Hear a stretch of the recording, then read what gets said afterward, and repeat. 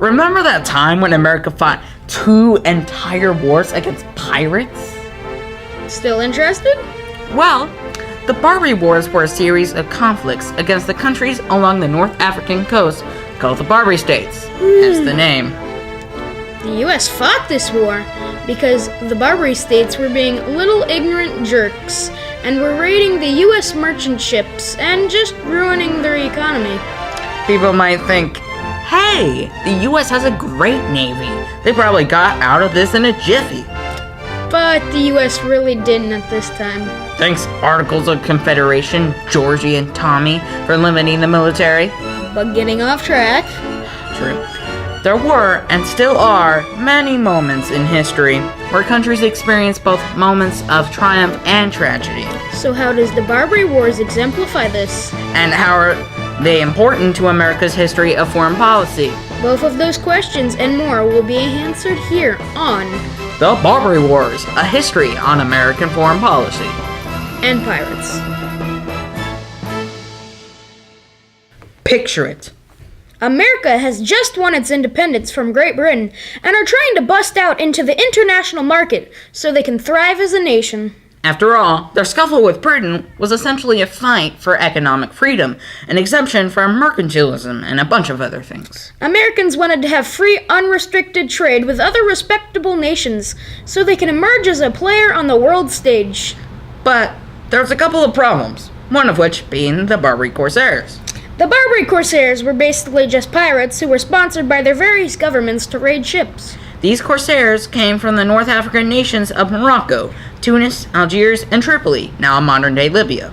The last three recognize the suzerainty of the Ottoman Empire. Oh, by the way, if people didn't know, suzerainty means the dominion of suzerain.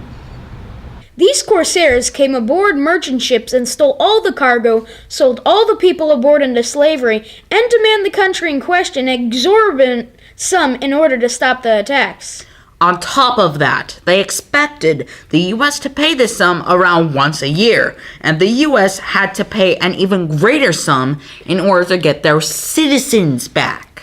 Their justification for selling their hostages into slavery is in their holy book, the Koran. As the envoy from Tripoli puts it, it was written in the Quran that all nations who should not have acknowledged their, the Muslims, authority were sinners, that it was their right and duty to make war upon whoever they could be found, and to make slaves of all they could take as prisoners, and that every Muslim who should be slain in battle was sure to go to paradise. This practice was carried out for centuries. Over the course of 3 centuries, they took more than 1 million slaves and made themselves feared throughout the Mediterranean.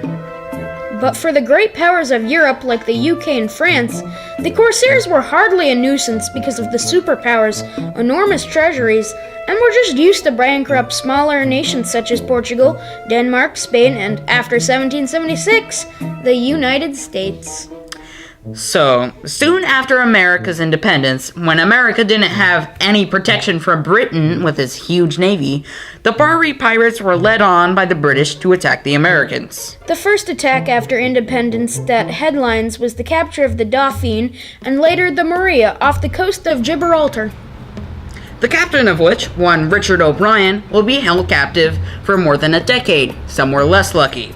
And later, he would serve as the U.S. consul to Tripoli, while being a very important part of the Barbary conflict. At this time, the Articles of Confederation were still in place, so the federal government couldn't just whip out a navy lickety-split and get rid of the issue altogether. And in truth, nobody really wanted a navy. Navies were extremely expensive to pump out and maintain. The Americans just got done with the overpowered Royal Navy. Why do we need another navy? Among the people who opposed war was John Adams, thinking that it would be better to give one gift of 200,000 pounds than to risk $1 million in trade annually. At the start of the Barbary issues, the U.S. had little to no navy, so they couldn't defend themselves. And the U.S. also didn't have enough money to pay the tribute.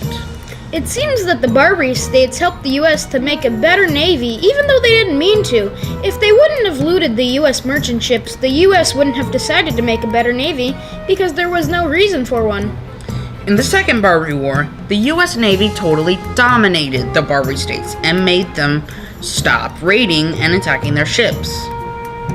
The US Navy was definitely influenced by the Barbary states and wars, since it was so weak at the start of all the Barbary issues.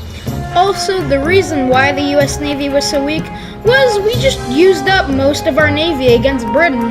In the Revolutionary War, the US had a big tragedy when it started having issues with the Barbary states because of its limited budget and small navy.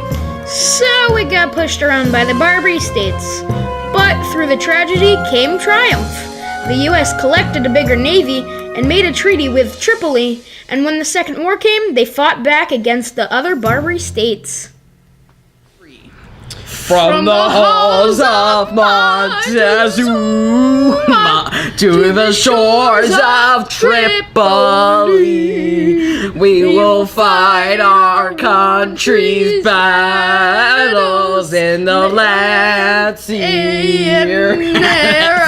Yeah, lyrics! I know them. This is history, people.